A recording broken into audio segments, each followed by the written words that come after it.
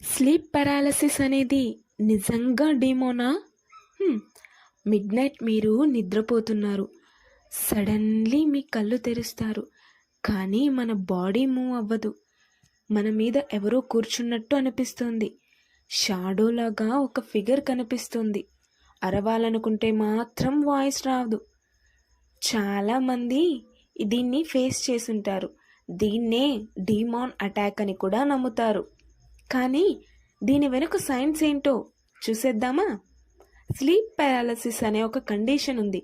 అప్పుడు మన బ్రెయిన్ మేల్కొంటుంది, కానీ బాడీ ఇంకా డ్రీమ్ మోడ్లోనే ఉంటుంది.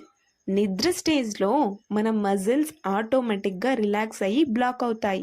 అది సేఫ్టీ కోసం. కానీ బ్రెయిన్ ముందు మేల్కొంటే మీరు కాన్షియస్లో ఉంటారు.